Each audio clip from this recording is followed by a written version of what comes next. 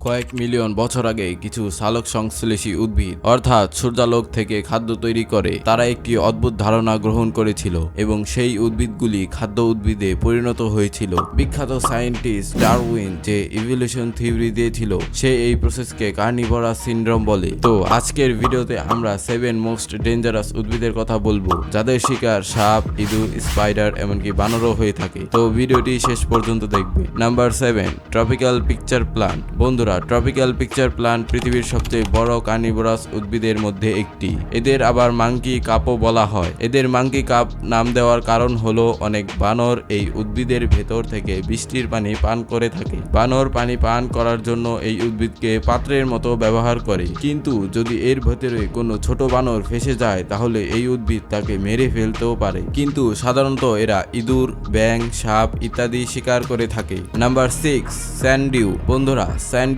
একটা ছোট সাইজের কার্নিভোরাস উদ্ভিদ। এই উদ্ভিদ অনেক পোকামাকড় হজম করতে পারে। এদের পাতায় একটা অসাধারণ চুলের আবরণ দেখা যায় যাকে টেন্টিকলস বলে। এদেরকে স্যান্ডিউ বলার কারণ হলো এদের চুলের আবরণে থাকা চকচকে পানি ফোটার জন্য।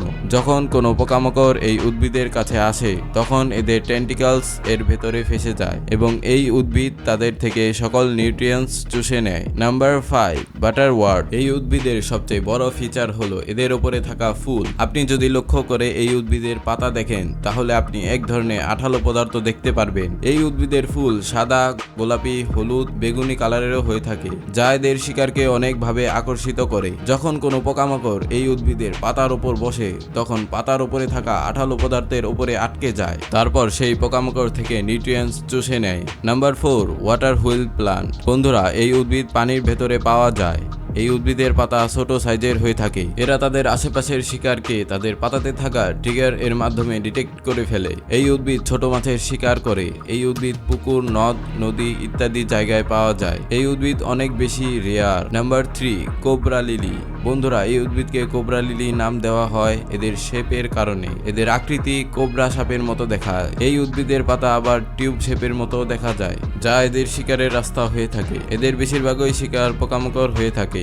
এই উদ্ভিদ নিজের ভেতরে এক ধরনের নেক্টার প্রডিউস করে যা শিকারকে আকৃষ্ট করে। যখন কোনো পোকামাকড় এর ভেতরে ঢুকে যায় তখন সেই পোকা আর বেরোতে পারে না। Number 2, trigger plant. যখন কোনো কিছু এই উদ্ভিদের সংঘর্ষে আসে তখন হঠাৎ করে ট্রিগার ছেড়ে দেয়। তাই যখনই কোনো পোকামাকড় এই উদ্ভিদের কাছে আসে তখনই সে তাড়াতাড়ি উড়ে যায়। আপনি জেনে অবাক হবেন যে এই উদ্ভিদ তার ট্রিগার 15 মিলি সেকেন্ডে ছেড়ে দিতে পারে। এই উদ্ভিদ কার্নিভোরাস নয় বরং প্রোটো কার্নিভোরাস হয়ে থাকে। এর মানে হলো এরা পোকামাকড়দের মারতে পারে কিন্তু এদের নিউট্রিয়েন্টস শোষণ করতে পারে না। Number 1, Venus flytrap. বন্ধুরা, আপনি ভিনাস ফ্লাইট্রাপ অনেক মুভিতে এবং ভিডিও গেমে দেখেছেন। এটাই সবচেয়ে জনপ্রিয় কার্নিভোরাস উদ্ভিদ। এমনকি অনেক লোকজন এই উদ্ভিদকে নিজের বাড়িতে রাখা পছন্দ করে কারণ মাছি এবং পোকামাকড় থেকে বাঁচার জন্য। বন্ধুরা, এই উদ্ভিদের শিকার করার মেকানিজম খুবই অসাধারণ হয়ে থাকে। যখনই কোনো পোকামাকড় এর ভেতরে যায় তখনই সে জানতে পারে এবং তার মুখ বন্ধ করে ফেলে। যখনই এই উদ্ভিদ কোনো শিকার করে তখন তার শিকার সে 10 দিন পর্যন্ত কনজিউম করতে পারে। এই উদ্ভিদ সাধারণত পিঁপড়া, মাকড়সা, ইঁদুর এবং বিটল শিকার করে থাকে।